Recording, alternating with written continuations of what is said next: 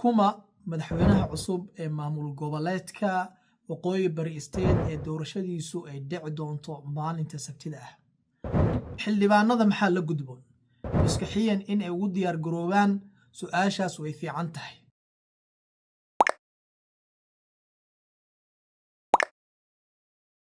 assalaamu calaykum.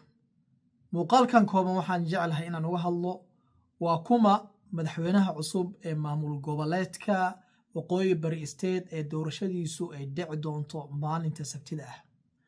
su'aashan dad badan ayay maskaxdooda ka guuxaysaa, dad badan ayaa ka fakaraya, marka waxaan jeclahay daqiiqad inaan kor istaagno, dhinacyo kala duwan aan ka fiirino, wax yar aan ka niqaashno. dadka qaarkood musharaxiin gooni ah ayay jecel yihiin in ay soo baxaan maalintaas. dadka qaarkoodna madaxweynaha hadda jooga ayay rabaan inuu ku soo laabto booska mar kale. dadka qaarkoodna musharax gooni ah ayay jecel yihiin inuu u soo baxo, balse waxaan rabaa insha allahu tacaala si qoto dheer in aan su'aashan wax yar aan uga fakarno. maalintaas madaxweyne waxaa loo dooran doonaa qofkii ilaahay subxaana wa tacaala uu u qoro marka ugu horeyso. waxaa muhiim ah musharaxiinta ordaysa in ay u diyaargaroobaan in ay ku guuleysan karaan, sidoo kalena in ay ku guuldareysan karaan. marka mentally maskaxiyan in ay ugu diyaargaroobaan su'aashaas way fiican tahay. sidoo kalena waxaa loo baahan yahay musharaxiinta laga guuleystay in ay u hambalyeeyaan markaas musharaxa soo baxa oo markaa xildhibaanadu ay doortaan. intaas kadib xildhibaanada maxaa la gudboon? xildhibaanadu waxaa la gudboon in musharaxa ay codkooda siinayaan ay ka fiirshaan 3 sifo. 3daas sifo ayaan jeclahay inaan ka hadlo. qofka hogaamiyaha ah waxaa muhiim ah sifooyin in uu leeyahay. qur-aanka ilaahi subxaanahu wa tacaala sifaadka qofka hogaamiyaha ah wax badan ayuu ka hadlay. axaadiidta nabigana sallallahu alayhi wasallam sifaadka qofka hogaamiyaha ah wax badan ayay ka hadleen. marka shariicada islaamka markii la fiirinayo hogaamiyaha in uu sifooyin leeyahay ayay noo sheegaysaa. sifada koowaad maxay tahay? sifada koowaad waxaa weeyaan political ideology qofka madaxweynaha noo noqon doono in uu leeyahay weeyaan. maxaa laga wadaa political ideology?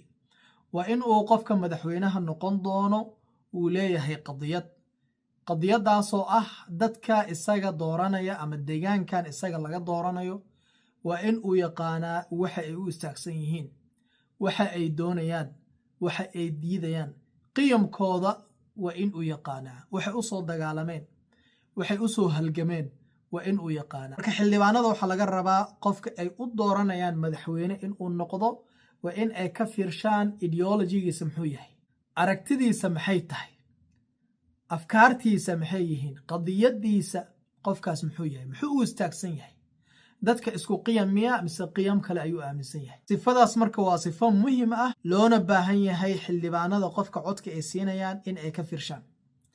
sifada labaad waa maxay? sifada labaad waa unity, qof dadka midnimadooda ilaalin kara, qof dadka isku keeni kara, qof dadka isku wadi kara. dadkani waa kala qabiilo, waa kala degaan, danbaa isku keentay, dowladnima isku keentay, waxbay isku darsadeen. marka waxaa muhiim ah midnimadooda iyo wadajirkooda in la ilaaliyo. marka xildhibaanada waxaa laga rabaa qofka ay madaxweynaha ka dhigayaan oo codkooda ay siinayaan in uu dadkan ilaalin karo midnimadooda, in uu dadkan ilaalin karo wadajirkooda, in dadkan uu ilaalin karo walaaltinimadooda, in dadka uu isku wadi karo. waa qodob muhiim ah oo meesha ku jira.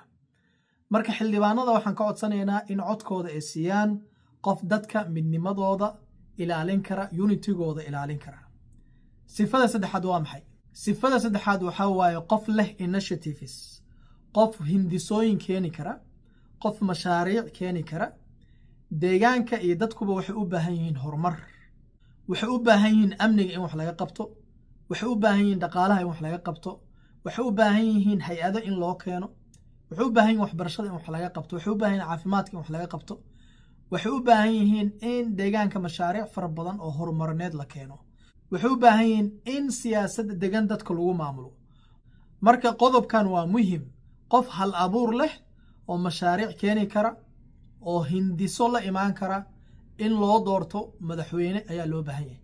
marka xildhibaanada waxaan ka codsanaynaa in qodobkaas si gooni ah ay u fiirshaan, sababtoo ah waa qodobka kaliya ee maamul goboleedkan horey loogu dhaqaajin karo marka waxaan isleeyahay saddexdaa sifo oo sifada koowaad ay tahay political ideology qofka inuu leeyahay tan labaadna ay tahay unity qofka inuu ilaalin karo tan saddexaadna ay tahay initiatives qofka inuu leeyahay in laga fiirsho qofka noqon doono madaxweynaha soo socda ee maamul goboleedka waqooyi bari state waxaan dhammaanteen noo rajaynayaa guul waxaan ilaahay subxaanahu wa tacaala madaxweynaha saxsan ee dadka diintooda dalkooda iyo dadnimadooda ilaalin kara inuu ilaahay subxaanahu wa tacaala noo soo saaro maalintaas khayr badan baan inii rajaynayaa muuqaalkan dadka kale la wadaaga dadka kale gaarsiiya wasalaamu calaykum waraxmatullahi wabarakaatu